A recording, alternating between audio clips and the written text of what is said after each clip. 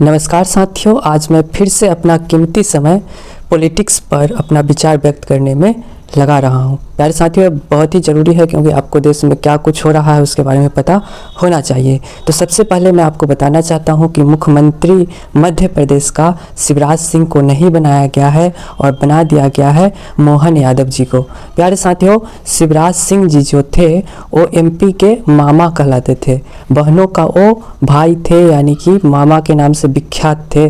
बहनों के लिए, माताओं बहनों के लिए उन्होंने लाडली योजना करके सारे महिलाओं के खातों में चुनाव से कुछ महीने पहले बहुत सारे पैसे ट्रांसफ़र किए थे। और मध्य प्रदेश में जो सरकार बनी है बीजेपी की, वो 110% बहन का उनके मामा के प्रति प्रेम के वजह से हुआ था, यानी कि शिवराज सिंह चौहान के वजह से ही मध्य प्रदेश बीजेपी जीतते आई है।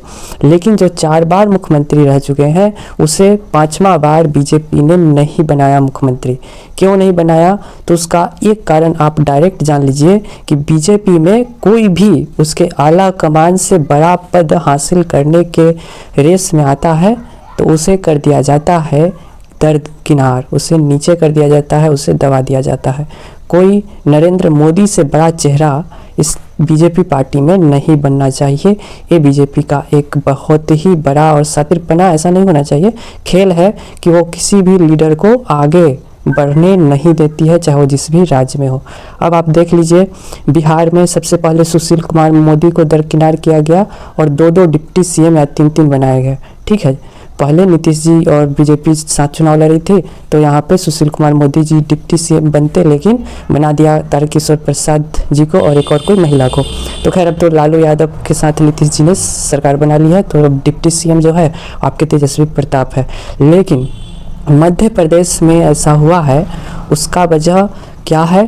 तो मैंने बताया कि जो आपके प्रधानमंत्री है वो अब यादवों को खुश करना चाहते हैं। किस लिए? तो 2024 के चुनाव में उसके अनुसार वो रणनीति बना रहे हैं। ठीक है, और देखिए, मतलब चुनाव मध्य प्रदेश का जिताने में जिनका पूरा क्रेडिट है, 110% जिसका क्रेडिट है, उसे ही हटा दिया जाता है मालिक से। मतलब जिसका घर है, जिसने घर को बनाया है, उसके ही मालिक को उसे हटा दो। एक काम बीजेपी ने की है शिवराज सिंह चौहान के साथ। जैसे आपको देखने को सुनने को मिला होगा कि GPT जो है ओपन AI, उसके जो फाउंडर थे उसको ही, जो उसमें जो इन्वेस्टमेंट करने वाले लोग हैं उन लोगों को, उनके फाउंडर को ही हटा दिया था कंपनी से। हाँ, ये अलग बात है कि वो फिर से अब आ गए हैं।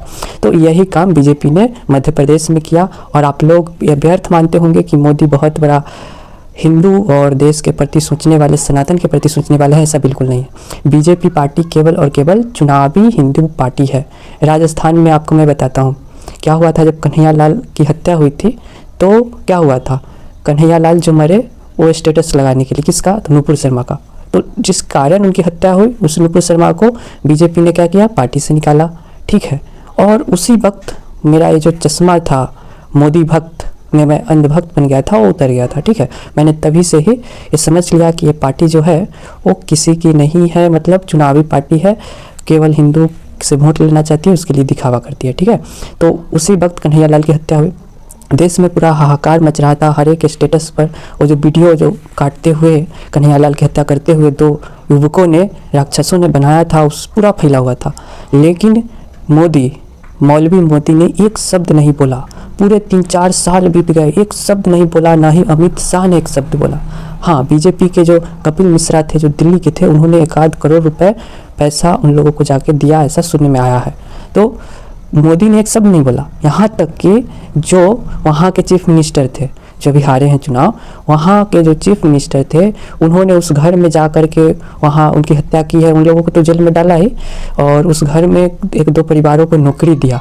तो सब कुछ कांग्रेस ने किया, मोदी ने कुछ नहीं किया। ठीक है, और जब चुनाव का वक्त आता है तब मैं उसी वक्त जान गया था, और लोग कह रहे थे कि मोदी अभी कुछ नहीं बोला है, चुनाव आने दो, इसके नाम पे मोदी वोट मांगेगा। और वही हुआ, उस वक्त चू नहीं। और अब चुनाव में कन्हैया लाल के नाम पे, हिंदू के नाम पे बीजेपी वोट मांग करके राजस्थान में चुनाव जीत गई है, लेकिन ये भी हिंदू का रक्षक नहीं है। यहाँ तक कि मैं बताता हूँ, एक बाबा बालकनाथ है जो कि बहुत लड़ाई लड़ रहे थे।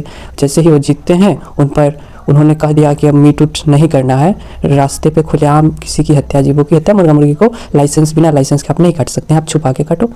अब इतना वीडियो लेफ्टिस्ट ने उसको चलाया कि ऊपर से किससे, ऊपर से बीजेपी के आला कमान से निर्देश आया कि उस बाबा बालकनाथ को माफ़ी मांगना पड़ा। वो लेफ्टिस्टों के वीडियो प्रसारण करने से वो माफ़ी नहीं मांगे, यानी कि जो बीजेपी में हिंदू कुछ कार्य करना चाहता है ऊपर से दबा दिया जाता है। मैं आपको बताता हूँ, यही काम हुआ था योगी आदित्यनाथ जी के साथ।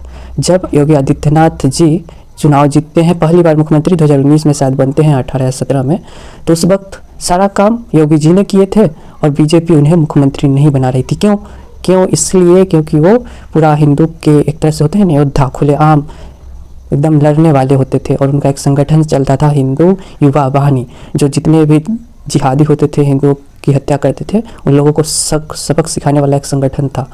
तो बीजेपी योगी आदित्यनाथ जी को भी मुख्यमंत्री नहीं बना रही थी। योगी आदित्यनाथ जी रुष्ट हो गए, तो तब जाके वो अपना बहुत सारा उनका बहुमत था, बहुत सारे विधायक को वो अपने साथ लेकर के पार्टी से अलग हो जाते। लेकिन उस डर से बीजेपी ने, मोदी ने उन्हें मुख्यमंत्री बनाया उत्तर प्रदेश में पहली बार।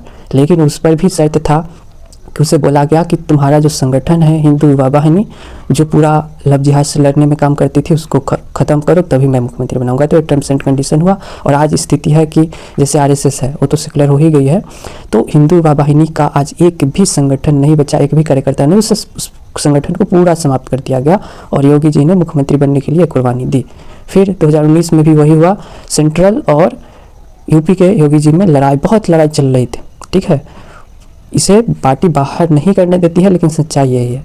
योगी जी को दबाने के लिए 3 डिप्टी सीएम योगी जी के पीछे लगा दिया गया यूपी में। इस बार जो चुनाव, मुख्यमंत्री तो योगी जी भी बने, लेकिन 3 डिप्टी सीएम बना दिया गया कि योगी जी दबे रहे। यही अब देखिए तेलंगाना में, तेलंगाना का शेर, हिंदू का शेर जो टी राजा सिंह है, उसको बीजेपी ने पार्टी से निकाल दिया था और उसे पार्टी से निकाल देता है, और निकालने के अलावा निकाल ही दिया था। लेकिन फिर उन्हें पार्टी में आने के लिए बहुत सारा सेकुलर बनना पड़ा, मुसलमानों को महिलाओं के साथ अनाज देते हुए फ़ोटो खिंचवाना पड़ा, क्या क्या करना पड़ा। टी राजा सिंह को सेकुलर बनना पड़ा, तब जाके वो पुनः पार्टी में आए टी राजा सिंह। तेलंगाना में 8 सीटें बीजेपी जीती है और वहाँ भी बीजेपी ने उन्हें बहुत दबाया और उसने इस शर्त पे आना पड़ा है कि आप हिंदू मुसलमान के प्रति कोई भी बयान नहीं दीजिए, यानी आपको रहना है इस प्रकार सेकुलर, आपको केवल चुनावी हिंदू बनना है। तो इस प्रकार से टी राजा सिंह का बयान है, आप चेक कर सकते हैं कि बीजेपी का आला कमान उन्हें कह रहा है कि इतना बयानबाजी मत करो, मतलब हिंदुओं के प्रति इतना काम मत करो, उनके हाथ पर बांध दिया गया। उसी प्रकार से अब देख लीजिए मध्य प्रदेश में किया गया, मालिक को ही उनके घर से निकाल दिया गया। अब शिवराज सिंह चौहान जी का क्या होगा, तो उन्हें बना दिया जाएगा। जब 2024 में चुनाव जीतेगा मोदी सरकार, तो उन्हें फिर से कोई सेंट्रल का पद दे दिया जाएगा, जैसे कि गृह मंत्री तो अमित शाह ही रहने वाला है, बाकी कोई भी पद, छोटा मोटा पद होगा वो दे दिया जाएगा उन्हें खुश करने के लिए। लेकिन मध्य प्रदेश से जो शिवराज सिंह चौहान जी को हटाया गया है, इससे मध्य प्रदेश की जनता भी और मैं भी असंतुष्ट हूँ। बाकी जगह पे वो जो कर रही है, जैसे कि राजस्थान में अभी तक लड़ाई चल रही है कि चीफ मिनिस्टर किसे बनाया, तो वहाँ पे सिंधिया राजे जी है, वसुंधरा राजे सिंधिया जी या फिर जो भी उनका नाम है, वो 2 बार चीफ मिनिस्टर रह चुकी है। लेकिन उनसे आप चीफ मिनिस्टर रहते हैं तो जनता आपसे नाराज़ हो जाती है, ठीक है, और आप 2 बार रह जाते हैं तो जनता में नाराज़गी आती है, क्योंकि समस्या इतने होती है हमारे गांव समाज में कि आप किसी को 100% खुश नहीं कर सकते। तो सिंधिया राजे जी से क्या है, बीजेपी नाराज़ है और उसे कांग्रेस से पिछले बार के चुनाव में, अभी 23 है तो चुनाव हुआ होगा, आपके कह लीजिए 18 में चुनाव हुआ था तो कांग्रेस जीत के आई थी और अशोक गहलोत को मुख्यमंत्री बनाया गया था और डिप्टी सीएम बनाया गया था सचिन पायलट को। तो वहाँ पे देखिए अब सचिन पायलट, इस बार क्या हुआ, बीजेपी जीतती है कन्हैया लाल के नाम पर, और सचिन पायलट जी को अब तो खैर वहाँ पे कांग्रेस आपसी में ही लड़ाई कर रही थी इसलिए हार गए।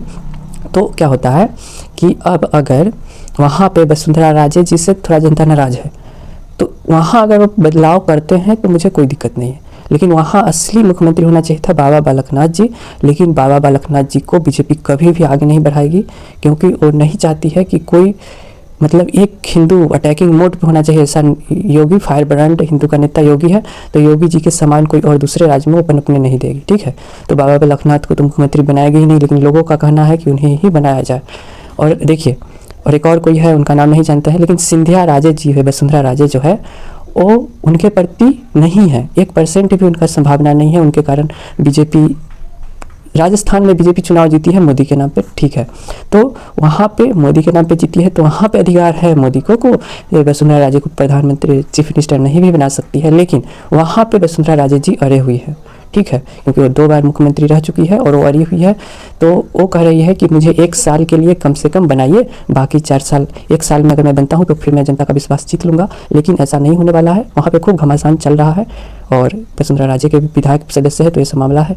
तो असल में क्या हुआ, असल में ये होता है कि वहाँ बाबा बालकनाथ जी को बीजेपी, लोगों का मानना है कि उनको बनाया जाए, लेकिन नहीं बनाएगी, किसी दूसरे को ही बनाएगी। सिंधिया राजे को भी, वसुंधरा राजे को भी नहीं बनाना चाहती है। और तो और वहाँ पे भी बहुत कशमकश लड़ाई चल रही है, ठीक है। तो यही सब चीज़ें हैं और मेन फोकस है, जैसे प्रधानमंत्री ने द्रौपदी मुर्मू जी को क्या बनाया, उप राष्ट्रपति बनाया। क्यों बनाया? क्योंकि उन्हें आदिवासियों का वोट चाहिए। 2024 का सब प्लानिंग चल रहा है, ठीक है। मध्य प्रदेश में शिवराज सिंह चौहान को क्यों नहीं बनाया गया मुख्यमंत्री? यादव प्राइम मिनिस्टर मोहन यादव को बनाया गया चीफ मिनिस्टर। क्यों? क्योंकि यादवों का वोट लेना है। ठीक उसी प्रकार से वहाँ भी कुछ ऐसा काम किया जाएगा। मेन है जो प्लानिंग 2024 चुनाव का, ठीक है, उसी अनुसार से वो लोग करेंगे, नेताओं को चुनेंगे। और ये बात तो आप भूल ही जाइए कि बीजेपी जो है वो सच्चा हिंदू पार्टी है। और जो लोग चाहते हैं कि बीजेपी हिंदू राष्ट्र बनाएगी तो 7 जन्म भी ले ले तो भी ऐसा नहीं होने वाला है। धन्यवाद।